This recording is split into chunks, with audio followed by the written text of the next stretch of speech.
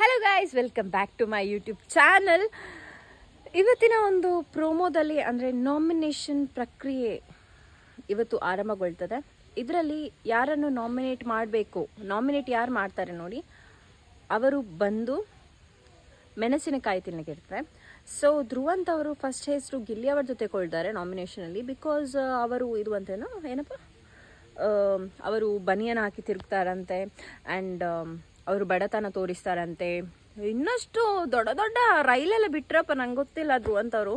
ಅದುವೇ ಧ್ರುವಂತ್ ಅವರು ಒಂದು 2 ವಾರದ ಮುಂಚೆ ಎಪಿಸೋಡಲ್ಲಿ ಕೂಗಿಕೊಂಡು ಇರುವಾಗ ಎಲ್ಲ ಕರ್ನಾಟಕದ ಜನತೆ ಅವರ ಕೈ ಹಿಡಿದಿದೆ ಅಂತ ಹೇಳ್ಬೋದು. ಎಷ್ಟೋ ಜನರ ಕಮೆಂಟ್ಸ್ ಇರ್ತದೆ, ನಿಮ್ಮ ಜೊತೆ ನಾವಿದ್ದೇವೆ ಧ್ರುವಂತ್ ಅಂತ. ಆ್ಯಂಡ್ ಈಗ ಒಂದು 2 ವಾರ ಮಲ್ಲಮ್ಮ ಹೋದ್ಮೇಲೆ ಇವರ ಪ್ಲೇಟ್ ಎಲ್ಲ ಚೇಂಜ್ ಆಗ್ತುಂಟು. ಆ್ಯಕ್ಚುಲಿ ಅಸಲಿ ಮುಖವಾಡ ಕಳಚಿ ಬಿದ್ದಿದೆ. ಈಗ ರಿಯಲ್ ಒಂದು ಇದರಲ್ಲಿದ್ದಾರೆ ಅಂತ ಹೇಳ್ಬೋದು.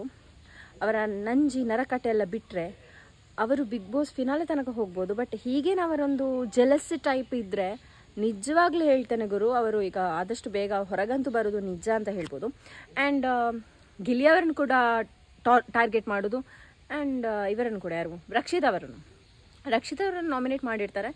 ಅವರನ್ನು ಸಹ ರೀಸನ್ ಅದುವೇ ಕೊಟ್ಟಿರ್ತಾರೆ, ಬುಲ್ಶಿಟ್ ರೀಸನ್. ಆ್ಯಂಡ್ ಇವರೇನು ಮಾಡ್ತಾರೆ ಅಂದರೆ ಯಾರು, ಮಲ್ಲು, ಇವರು ಕ್ವಶನ್ ಕೇಳ್ತಾರೆ ಅವರಿಗೆ.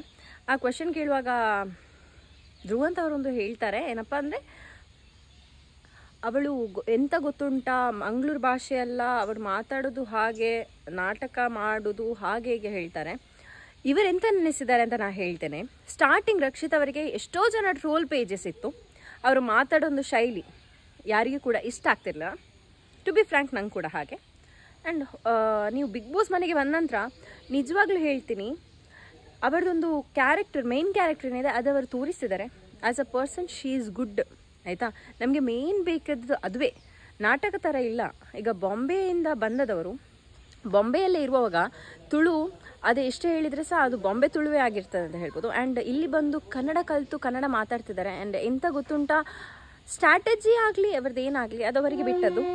ಸುದೀಪ್ ಸರ್ ಒಂದು ಎಪಿಸೋಡಲ್ಲಿ ಕೂಡ ಹೇಳಿರ್ತಾರೆ, ಸ್ಯಾಟರ್ಡೆ ಎಪಿಸೋಡಲ್ಲಿ ಧ್ರುವಂತ್ ಅವರಿಗೆ ಹೇಳಿರ್ತಾರೆ ಅವರ ಕನ್ನಡ ಹೇಗಿದೆ ಅಂತ. ಅವ್ರ ಕನ್ನಡ ಅಷ್ಟು ಇದಿಲ್ಲ ಸರ್ ಅಂತ ಹೇಳ್ತಾರೆ. ಅವರು ಎಂತ ಕೂಡ ಮಾತಾಡೋದಿಲ್ಲ, ಡೈರೆಕ್ಟಾಗಿ ಹೇಳ್ತಾರೆ ನಮಗೆ ಅವರ ಕನ್ನಡ ಇಷ್ಟ ಅಂತ, ಅವರ ಕನ್ನಡ ನಮ್ಗೆ ಅರ್ಥ ಆಗ್ತದೆ ಅಂತ. ಆ್ಯಂಡ್ ಇವರಿಗೆ ಯಾಕೆ ಮೂಗು ತುರಿಸ್ಕೊಂಡು ಯಾಕೆ ಬರೋದು ಅಂತ ನಂಗೆ ಗೊತ್ತಿಲ್ಲ. ಯಾಕಂದ್ರೆ ಧ್ರುವಂತ್ ಅವ್ರದ್ದೊಂದು ಖುಷಿ ಆಗ್ತಿತ್ತು, ಸ್ಟಾರ್ಟಿಂಗ್ ಬರುವಾಗ ತುಂಬಾ ಖುಷಿಯಾಗಿದೆ. ನಾವು ಕೂಡ ನೋಡಿದ್ದೇವೆ, ಒಳ್ಳೆ ಟಫ್ ಕಾಂಪಿಟೇಟರ್ ಅಂತ ಸಹ ನಾನು ಥಿಂಕ್ ಮಾಡ್ತಿದ್ದೆ. ಆ್ಯಂಡ್ ಆಫ್ಟರ್ ದ್ಯಾಟ್ ಸ್ವಲ್ಪ ದಿನ ಆದಮೇಲೆ ಬೇರೆ ಅವನು ಡಿಗ್ರೇಡ್ ಆಗಿ ಮಾತಾಡೋದು ಬೇಡ ಅಂತ ನಂಗೆ ಅನ್ನಿಸ್ತದೆ. ನಿಜವಾಗ್ಲೂ ಹೇಳ್ತೀನಿ, ಈಗ ಕೂಡ ಅವರಿಗೆ ಚೇಂಜ್ ಆಗುವ ಒಂದು ಚಾನ್ಸಸ್ ಇದೆ. ಚೇಂಜ್ ಆದರೆ ಒಂದು ಫಿನಾಲೆ ತನಕ ಹೋಗ್ಬೋದು. ಬಟ್ ಹೀಗೇ ಕಂಟಿನ್ಯೂ ಮಾಡಿದ ಆದಷ್ಟು ಬೇಗ ಹೊರಗೆ ಬರ್ತಾರೆ ಅಂತ ಹೇಳ್ತೀನಿ.